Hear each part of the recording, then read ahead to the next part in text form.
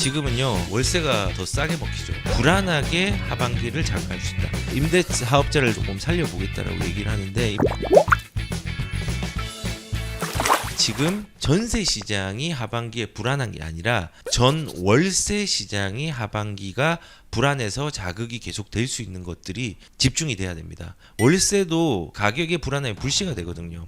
그래서 대세 하락이 아닌 동시에 전 월세 시장에 불안하게 하반기를 자극할 수 있다. 일단은 지금은요 월세가 더 싸게 먹히죠. 금리 때문에 자발적 월세 선호 현상이라는 용어를 썼습니다. 근데 이게 자발적이라는 단어를 썼지만은 자발적이지 않은 거죠. 강제적인 거죠. 금리가 올라가니까 어쩔 수는 없습니다. 월세가 늘어나고 있다는 게 주목을 해야 됩니다. 실제적으로 월세가 전세 역전 현상이 계속 일어났고 이게 계속 지금 심화되면서 변환되고 있잖아요.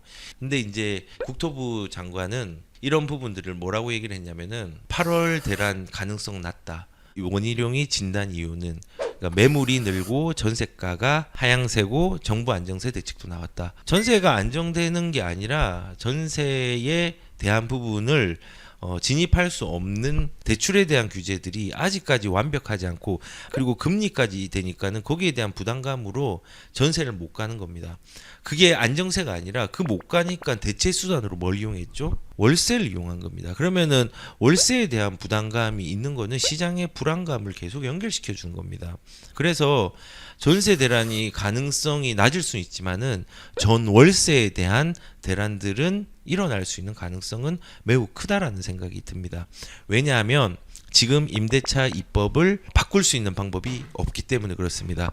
바꾸려면은 민주당하고 협치를 잘해야 되는데 지금 협치를 어떻게 할지 그거는 잘 모르겠습니다. 그래서 대세 하락이 아닌 동시에 월세하가 생기고 전세가 불안한 부분 두 개가 동시에 결합이 되어서 주택의 가격들을 자극하는 게 임차 가격들이 매매가를 또 자극을 하거든요. 근데 하반기에는 임대차 입법이 유지가 되고 있는 상황입니다. 그러면은 어쩔 수 없이 가격들은 조금은 자격이 될 수 있다고 생각을 합니다. 그래서 정부에서는 이런 시장의 불안함이 있으니까 이런 얘기를 합니다. 임대차 3법을 고친다는 부분들 이거는 완벽하게 고치는 게 아닙니다. 없애야 되는데 없애지 못합니다. 이거와 추가적으로 임대 사업자를 되살려 가지고 임대 시장들을 조금 살려보겠다라고 얘기를 하는데 임대 사업자도 지금 뭐 아파트 소형 주택 기준으로 가격을 얼마로 정할지 모르겠지만은 부활을 해가지고 만약에 뭐 종부세라든지 이런 부분도 과거처럼 되돌려 놓는다면은 임대 물량들이 당분간 5년에서 10년은 묶일 수 있는 여건이 있지만은 그래도 안정성이 확보될 수 있도록 되고 다주택자가 이 혜택들이 있기 때문에 의무사항을 이행하려고 해서 자발적 다주택자가 되겠죠. 그러면은 조금은 살려질 수 있는 부분이 있습니다. 그래서 정부의 입장에서는 임대사업자 등록으로 임차에 대한 부분의 안정화에 대한 노력은 하고 있습니다. 노력은 하고 있는데 시장에서 어떻게 반응이 나올지는 한번 살펴봐야 될 것 같아요. 그리고 또 이제 어떤 노력을 하고 있냐면요. 한동훈 정말 인기 스타님이시죠. 예, 지금 이제 행보가 장난이 아니신데 법무부의 이 임차 권리 보장 방안에 대한 연구를 착수하고 임대차 3법의 개정하나라는 부분들로 신문이 나왔습니다. 그래서 실제적으로 제가 나라장터에 찾아보니까는 용역을 몇 천만 원 주고 발주를 이제 하려고 하고 있고요. 이게 임대차 3법을 전면 재검토하는 부분이라고 합니다. 근데 저는 이런 연구 용역이 되게 중요한 게 뭐냐면요. 이 이제 제시한 사업 내용이 이런 거예요. 다가구 다세대 주택 임대에 대한 유의미한 통계 뭐 이런 것들 그다음에 주거 약자에 대한 임대차 현황 실태 조사 및 보호 방안 연구란 제목하에서 뭐 여러 가지 임대차 문제에 대해서 좀 다루는 부분으로 나오겠죠. 그래서 계약갱신 청구권이나 전월세 상한제에 대한 부분들을 조금 개선하기 위한 기초 연구로 삼기 위해서 이런 것들을 법무부에서도 조금 시행을 하고 있는 것 같아요. 근데 여기서 우리가 좀 중요하게 생각해야 될 게 뭐냐면요. 이런 연구 보고서가 발주가 되고 이런 연구 용역들이 나오잖아요. 이게 왜 나올까를 생각을 해봐야 되는 게 보통 우리가 정책이 만들어지려면요. 근거가 있어야 돼요. 그 기초를 위해서 만드는 거예요.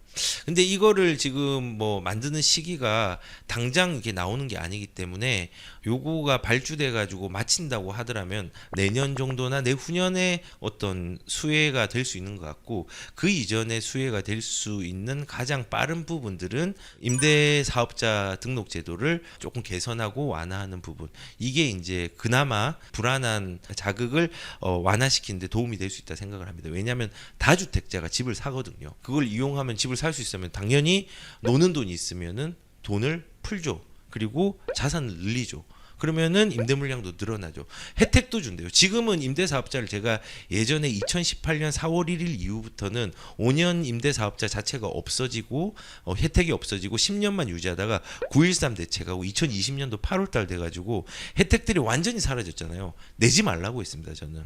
내지 말. 의무는 강한데 혜택이 약하니까. 그러면 이제 그런 상황이면 다주택자들이 소형주택들을 안 사겠죠. 주택을 안 사겠죠. 근데 임대사업자에서 아파트에 플러스 알파 뭐 이제 양도세에 대한 부분들까지도 조금 보완해서 나온다면은 장특권 같은 거 완벽하진 않지만은 안정화의 첫 발은 디딜 수 있다라는 생각이 듭니다. 그리고 오해를 할 수 있는 게 이제 7월 첫 주잖아요. 지금 가격들이 너희 말대로 안 되고 있네. 대란이 왔냐라고 하는 사람 있지만요. 우리가 통계에서 또 주목해야 되는 부분이 뭐냐면요. 매매가는요.